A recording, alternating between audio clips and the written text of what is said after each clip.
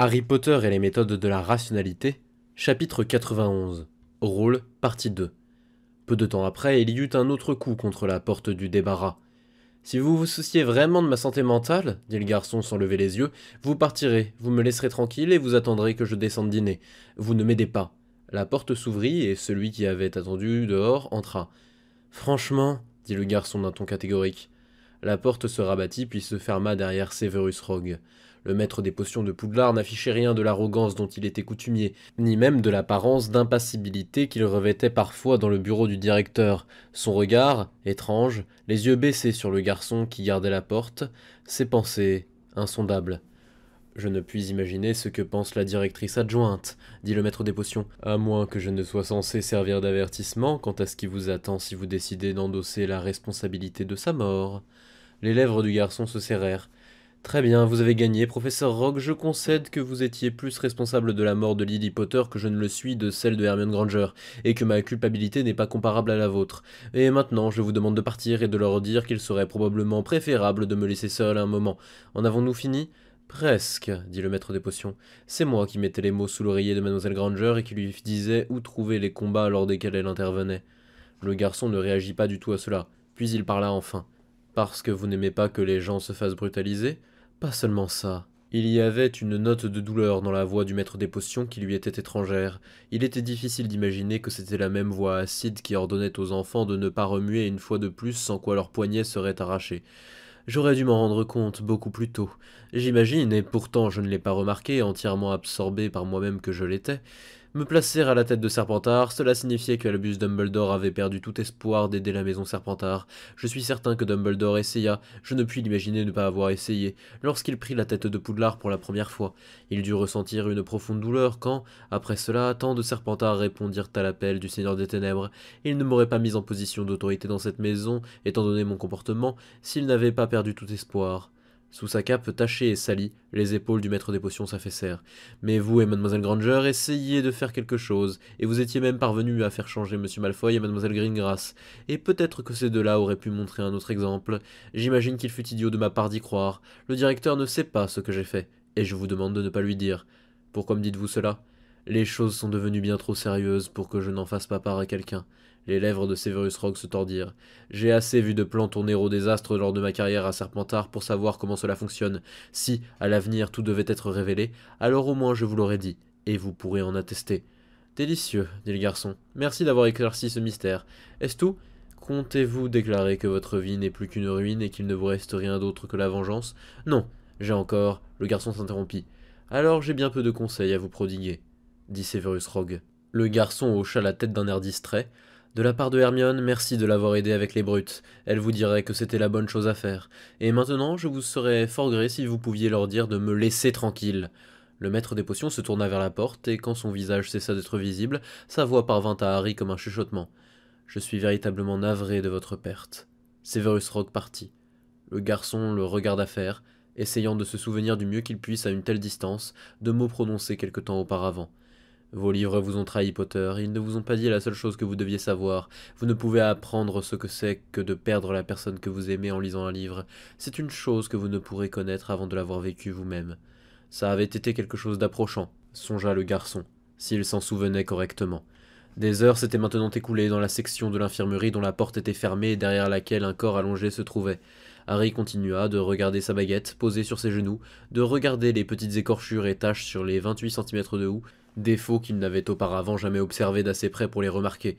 Un rapide calcul mental lui indiqua qu'il n'y avait aucune raison de s'inquiéter, puisque si cela représentait 6 ou 7 mois de dommages accumulés, alors son utilisation le temps d'une vie moyenne ne l'userait pas entièrement. Sur le coup, il se serait probablement inquiété de voir son retourneur de temps lui être enlevé s'il avait ouvertement crié « Quelqu'un a-t-il un retourneur de temps ?» dans la grande salle. Mais il aurait été assez simple de s'engager à l'avance à attendre la fin du déjeuner puis à trouver quelqu'un pour envoyer un message au professeur Flitwick 2 heures dans le passé, et le professeur Flitwick aurait alors pu aller directement vers Hermione, ou lui envoyer son corbeau Patronus longtemps avant que le troll ne s'approche d'elle. Ou ce Harry alternatif aurait-il déjà appris qu'il était trop tard? Aurait-il entendu l'annonce de la mort de Hermione après le déjeuner, et avant de pouvoir envoyer des messages dans le passé? Peut-être qu'un conseil d'utilisation générale des voyages dans le temps était de s'assurer de ne jamais prendre le risque d'apprendre qu'on était arrivé trop tard si on n'était pas encore retourné en arrière. et il y avait maintenant une petite brûlure chimique au bout de sa baguette, probablement à cause du contact avec l'acide en lequel il avait partiellement métamorphosé le cerveau du troll. Mais la baguette semblait être relativement à l'épreuve de perte de petites quantités de bois. Vraiment, l'idée qu'une baguette magique soit requise devenait de plus en plus étrange à mesure qu'on y réfléchissait, quoique si les sortilèges étaient toujours inventés de quelque mystérieuse façon, que de nouveaux rituels étaient conçus comme autant de nouveaux leviers sur la machine inconnue, peut-être que les gens continuaient juste d'inventer des rituels à base de mouvements de baguettes, tout comme ils inventaient des phrases comme Wingardium Leviosa. Il semblait vraiment que la magie devait, en un sens, être presque arbitrairement puissante, et il aurait certainement été pratique pour Harry de pouvoir juste ignorer la restriction conceptuelle qui empêchait les gens d'inventer des sortilèges comme que tout aille bien pour toujours, mais étrangement, rien n'était si facile dans le monde de la magie. Harry regarda de nouveau sa montre, mais l'heure n'était toujours pas venue. Il avait tenté de lancer le Patronus dans le but de lui dire d'aller voir Hermione Granger, juste au cas où c'était un mensonge, un sortilège de faux souvenirs, ou l'un des qui savait combien de moyens de faire fermer les yeux d'un sorcier et de le faire rêver, juste au cas où la vraie Hermione Granger serait en vie et détenue quelque part, malgré le fait qu'il avait senti la vie de cette dernière la quitter, juste au cas où il y avait un au-delà et que le vrai Patronus pouvait l'atteindre. Mais le sortilège n'avait pas fonctionné, donc ce test en particulier n'avait apporté aucun élément de preuve et l'avait laissé avec l'a priori défavorable. Du temps passa. Puis encore plus de temps passa. De l'extérieur, vous n'auriez vu qu'un garçon assis, regardant sa baguette, avec un air contemplatif, jetant un coup d'œil à sa montre environ toutes les 2 minutes. La porte de cette partie de l'infirmerie s'ouvrit à nouveau. Le garçon assis là leva les yeux avec un regard mortel, glaçant. Puis son visage s'emplit de désarroi, et il se releva tant bien que mal. « Harry, dit l'homme en chemise boutonnée jusqu'au col, une veste noire jetée par-dessus. Sa voix était rauque. Harry, qu'est-ce qui se passe? Le directeur de ton école, il est arrivé dans ses robes ridicules à mon bureau, et il m'a dit que Hermione Granger était morte. » Un instant plus tard, une femme suivit l'homme dans la pièce. Elle semblait moins troublée que l'homme, moins déconcertée, et plus effrayée. « Papa, dit le garçon d'une voix faible. Maman, oui, elle est morte. Ils ne vous ont rien dit d'autre? Non, Harry, qu'est-ce qui se passe? Il y eut un silence. Le garçon appuya son dos contre le mur. Je ne peux pas faire ça. Quoi? Je ne peux pas faire semblant d'être un petit garçon. J'ai juste pas l'énergie pour ça, maintenant. Harry, dit la femme d'un ton hésitant. Harry. Papa, tu vois tous ces livres de fantaisie où le héros doit tout cacher à ses parents parce qu'ils ne comprendraient pas, qu'il réagirait de façon stupide et se mettrait en travers de son chemin de héros. C'est une technique narrative, bien sûr, pour que le héros doive tout résoudre par lui-même au lieu d'en parler à ses parents. S'il vous plaît, je ne crois pas à cette technique narrative. Papa, et toi non plus. Maman, ne jouez juste pas ce rôle. Ne soyez pas les parents qui refusent de comprendre. Ne me criez pas dessus et ne m'imposez pas des exigences parentales que je ne suivrai pas. Parce que je me suis égaré dans un roman de fantaisie vraiment débile. Et maintenant Hermione... Je n'ai juste pas assez d'énergie pour gérer ça. Lentement, comme si ses membres n'étaient qu'à moitié en mouvement, l'homme dans sa veste noire s'agenouilla là où Harry se tenait afin que ses yeux soient au niveau de ceux de son fils. « Harry, dit l'homme, j'ai besoin que tu me dises tout ce qu'il s'est passé, tout de suite. » Le garçon prit une profonde inspiration et déglutit. Ils me disent que le Seigneur des Ténèbres que j'ai vaincu pourrait encore être en vie, comme si ce n'était pas la trame de 100 satanés romans, hein. Donc il se pourrait aussi que le directeur de mon école, qui est le sorcier le plus puissant du monde, soit devenu fou, et Hermione a été victime d'une machination et accusée à tort de tentative de meurtre, juste avant ça. Non pas que quelqu'un en aurait parlé à ses parents, l'élève qu'on a accusé à tort de vouloir tuer est le fils de Lucius Malfoy, qui est le politicien le plus puissant d'Angleterre magique, et qui était le second du Seigneur des Ténèbres. Le poste de professeur de défense de cette école est maudit, personne ne tient plus d'une année. Ils ont un proverbe qui dit que le professeur de défense est toujours suspect. Cette année, le professeur de défense est secrètement un mystérieux sorcier qui s'est opposé au Seigneur des Ténèbres pendant la dernière guerre, et dont on ignore s'il est lui-même méchant. Aussi, le maître des potions se languit de Lily Potter depuis des années et pourrait être derrière tout ça, pour quelques raisons psychologiques tordues. Les lèvres du garçon se serrèrent avec amertume.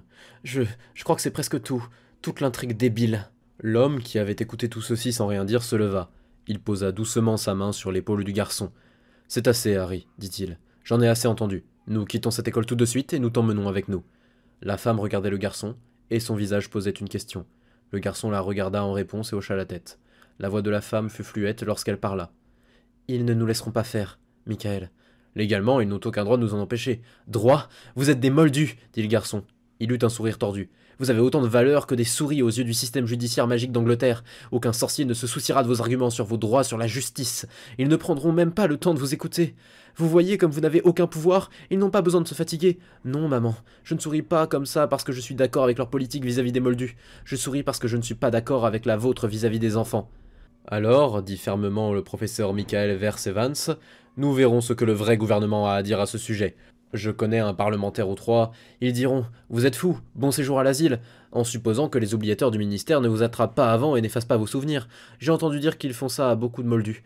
J'imagine que les vraiment haut placés de notre gouvernement ont formé de confortables arrangements de leur côté. Peut-être obtiennent-ils quelques sortilèges de soins de temps à autre, si quelqu'un d'important arrive à avoir le cancer. Le garçon eut à nouveau ce sourire tordu. Et voilà la situation, papa. Comme maman le sait déjà. Il ne vous aurait jamais amené ici, il ne vous aurait jamais rien dit s'il y avait quoi que ce soit que vous pouviez faire. La bouche de l'homme s'ouvrit, mais aucun mot ne sortit. Comme s'il avait lu le script qui décrivait ce qu'un parent inquiet se devait de faire dans ce genre de situation, mais que ce script était soudain arrivé à une page vierge. « Harry, » dit la femme d'une voix hésitante. Le garçon la regarda. « Harry, est-ce que quelque chose t'est arrivé? Tu sembles différent. » « Pétunia, » dit l'homme dont la langue semblait s'être remise à fonctionner. « Ne dis pas des choses pareilles, il est sous pression, c'est tout. »« Eh bien, maman, tu vois ?» La voix du garçon se brisa. « Tu es sûre que tu veux entendre tout ça d'un coup, maman ?» La femme hocha la tête, mais ne parla pas. « Je dois... Tu sais, ce psychiatre scolaire qui pensait que j'avais des problèmes de colère. Eh bien... » Le garçon s'interrompit et déglutit. « Je ne sais pas comment t'expliquer ça, maman. Mais en fait, c'est quelque chose de magique. Probablement quelque chose à voir avec ce qui s'est passé la nuit où mes parents sont morts. J'appelais ça un mystérieux côté obscur. Et je sais qu'on dirait que c'est une blague, et j'ai vérifié après. J'ai vérifié auprès d'un certain chapeau magique et télépathe pour m'assurer que ma cicatrice n'était pas vraiment habitée par l'esprit du Tireur des Ténèbres, et il a dit qu'il n'y avait qu'une seule personne sous lui. Et je ne pense pas que les sorciers ont vraiment des âmes de toute façon, puisqu'ils peuvent quand même subir des dommages cérébraux, sauf que... Harry, ralentis, dit l'homme. Sauf que quoi que ce soit, c'est quand même réel. Il y a quelque chose à l'intérieur de moi, ça renforçait ma volonté quand les choses tournaient mal. Je pouvais faire face à n'importe quoi tant que j'étais en colère. Rogue, Dumbledore et tout le Magan-Mago, mon côté obscur n'avait peur de rien, sauf des détraqueurs. Et je n'étais pas stupide, je savais qu'il y aurait peut-être un prix à payer pour l'utiliser, et je continuais de chercher ce que ce prix pourrait être. Ça n'a pas changé ma magie, ça n'a pas semblé modifier mon alignement moral de façon permanente, ça n'a pas tenté de m'éloigner de mes amis ou quelque chose comme ça. Alors j'ai continué de l'utiliser à chaque fois que nécessaire, et je n'ai compris que trop tard ce qu'était vraiment le prix. La voix du garçon était maintenant presque devenue un murmure. Je ne l'ai compris qu'aujourd'hui. À chaque fois que j'y fais appel, ça consume mon enfance. J'ai tué la chose qui a eu Hermione. Et ce n'est pas mon côté obscur qui a fait ça. C'est moi. Oh maman, papa, je suis désolé. Il y eut un long silence, formé du son de masques qui se brisaient. Harry, dit l'homme en s'agenouillant à nouveau, j'ai besoin que tu recommences du début et que tu expliques cela beaucoup plus lentement. Le garçon parla. Les parents écoutèrent. Quelque temps plus tard, le père se leva. Le garçon leva les yeux vers lui, grimaçant dans l'amère expectative.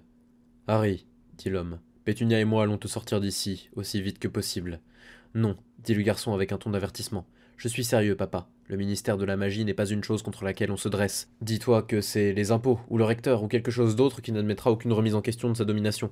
En Angleterre magique, on a le droit de se souvenir uniquement de ce que le gouvernement pense qu'on devrait se souvenir. Et se souvenir de l'existence de la magie ou du fait que vous ayez un fils nommé Harry Potter, c'est un privilège, pas un droit. Et s'il faisait ça, je craquerais. Je ferais du ministère un immense cratère fumant. Maman, tu connais la chanson, tu dois absolument empêcher papa d'essayer quoi que ce soit de stupide. Et fils, l'homme se frotta les tempes. Peut-être que je ne devrais pas dire ça maintenant, mais es-tu certain que ce dont tu parles est vraiment un côté obscur magique et pas quelque chose de normal pour les garçons de ton âge? Normal, dit le garçon avec une patience raffinée. Normal comment? Je pourrais revérifier, mais je suis raisonnablement certain qu'il n'y a rien à ce sujet dans Enfance, un guide pour les parents. Mon côté obscur n'est pas seulement un état émotionnel, il me rend plus intelligent, d'une certaine façon en tout cas. On ne peut pas juste s'imaginer plus intelligent. L'homme se frotta à nouveau la tête. Eh bien, il y a un certain phénomène bien connu lors duquel les enfants traversent un processus biologique qui peut parfois les rendre colériques, sombres et sinistres, et ce processus peut aussi augmenter de façon significative leur intelligence et leur taille. Le garçon s'appuya de nouveau contre le mur. Non, papa, ce n'est pas que je deviens un adolescent. J'ai vérifié auprès de mon cerveau et il pense toujours que les filles sont dégueu. Mais si c'est ce que tu veux croire, très bien. Peut-être que ça vaut mieux pour moi que tu ne me crois pas. Mais je... La voix du garçon s'étrangla. Mais je ne supporterai pas de mentir à ce sujet. L'adolescence ne fonctionne pas nécessairement comme ça, Harry. Ça pourrait te prendre un moment avant de remarquer les filles. Si, de fait, tu n'en as pas déjà remarqué... Et l'homme se tut brusquement. Je n'aimais pas Hermione comme ça, murmura le garçon. Pourquoi est-ce que tout le monde continue de penser que ça devrait être le cas? C'est lui manquer de respect que de penser qu'on ne pourrait que l'aimer comme ça. L'homme déglutit de façon visible. Très bien, fils, tu restes à l'abri du danger pendant qu'on trouve comment te sortir d'ici, c'est compris? Ne va pas vraiment penser que tu es passé du côté obscur. Je sais que tu as eu tes... ce que j'appelais tes moments Enderwiggin. Je pense qu'on est maintenant bien au-delà de Ender, et plutôt à Ender, après que les Formiques aient tué Valentine. Gros mot, dit la femme, et sa main alla couvrir sa propre bouche. Le garçon parla d'une voix usée. Pas de forniques, maman, ce sont des aliens insectoïdes. Laisse tomber. Harry, C'est exactement ce que je dis que tu ne devrais pas penser, dit le professeur Ver Evans d'un ton ferme. Tu ne vas pas aller t'imaginer que tu deviens méchant. Tu ne vas faire de mal à personne, tu ne vas pas te mettre en danger, tu ne vas pas jouer avec quelque magie noire que ce soit pendant que ta mère et moi cherchons à te sortir de cette situation. Est-ce clair, mon fils? Le garçon ferma les yeux. Ce serait de merveilleux conseils, papa, si j'étais dans un comic book. Harry, commença l'homme, la police n'en est pas capable, les soldats n'en sont pas capables, le sorcier le plus puissant du monde n'en a pas été capable et il a essayé. Ce n'est pas juste pour les innocents de jouer à être Batman si on ne peut pas effectivement protéger tout le monde en suivant son code. Et je viens de prouver que je n'en étais pas capable. Des gouttes de sueur luisaient sur le front du professeur Michael Versevans. Maintenant écoute-moi bien. Peu importe ce que tu as lu dans tes livres, tu n'es pas censé protéger qui que ce soit, ou te mêler à quoi que ce soit de dangereux, à absolument quoi que ce soit de dangereux. Reste juste à l'abri de tout, de chaque brin de la folie, qui habite cette maison de dingue, et on te sortira d'ici dès l'instant où on pourra le faire. Le garçon jeta un regard pénétrant vers son père, puis vers sa mère, puis il regarda de nouveau sa montre. Une excellente remarque, dit le garçon. Il marcha jusqu'à la porte qui menait vers l'extérieur et l'ouvrit grand. La porte s'ouvrit grand dans un craquement qui fit bondir Minerva, et avant qu'elle ait le temps de réfléchir, Harry Potter sortait de la pièce à grands pas en la regardant d'un air furieux. « Vous avez amené mes parents ici, dit le survivant, à Poudlard, où vous savez qui ou quelqu'un rôde et prend mes amis pour cible. À quoi pensez-vous exactement ?» Elle ne répondit pas qu'elle avait pensé à un Harry assis devant la porte du débarras qui contenait le corps de Hermione Granger et qui refusait de bouger. « Qui d'autre est au courant ?» demanda Harry d'un ton impérieux. « Quelqu'un d'autre les a-t-il vus avec vous ?»« Le directeur les a amenés ici. » Je veux qu'ils sortent d'ici immédiatement avant que quiconque ne les remarque, en particulier vous savez qui, mais cela inclut aussi le professeur Quirrell et le professeur Rogue. Veuillez envoyer votre patronus au directeur et dites-lui qu'il doit les ramener tout de suite. Ne mentionnez pas le nom de mes parents, ni même leur existence, au cas où quelqu'un d'autre écouterait. Tout à fait, dit le professeur Verse Evans en hochant la tête avec sévérité, debout juste derrière le garçon, Pétunia un pas derrière lui. Ses mains étaient fermement posées sur l'épaule de Harry. Nous finirons de parler à notre fils chez nous. Un instant, s'il vous plaît, dit Minerva avec une politesse instinctive. Sa première tentative de lancer le patronus avait échoué, l'un des désavantages du sort lors de certaines circonstances. Ce n'était pas la première fois qu'elle l'avait fait, mais elle semblait avoir perdu une partie de l'entrain. Minerva tut cette pensée et se concentra. Une fois le message envoyé, elle se retourna vers le professeur Verse Evans. « Monsieur, dit-elle, j'ai peur que Monsieur Potter ne puisse quitter l'école de Poudlard. » Lorsque Albus Dumbledore arriva enfin, on pouvait entendre des cris. L'homme moldu avait abandonné toute dignité. Au moins, il y avait des cris d'un seul côté de la dispute. Minerva n'avait pas le cœur de s'y mettre. En fait, elle n'arrivait pas à croire aux mots qui sortaient de sa bouche. Lorsque le professeur se tourna pour se disputer avec le directeur, Harry Potter, qui était demeuré silencieux pendant tout ce temps, parla. « Va ici, dit-il. Tu peux te disputer avec lui n'importe où, mais pas à Poudlard. Papa, maman, s'il te plaît, assure-toi que papa n'essaiera rien qui lui amènera des ennuis de la part du ministère. » Le visage de Michael Versevans fit une grimace. Il se retourna, regarda Harry Potter. Sa voix fut rauque lorsqu'il parla, et il y avait de l'eau dans ses yeux. « Mon fils, qu'est-ce que tu fais ?»« Tu sais parfaitement ce que je fais, » dit Harry Potter. « Tu as lu ces histoires de super-héros longtemps avant de me les donner. J'ai eu pas mal d'emmerdes, j'ai un peu grandi, et maintenant je protège mes proches. En fait, c'est plus simple que ça.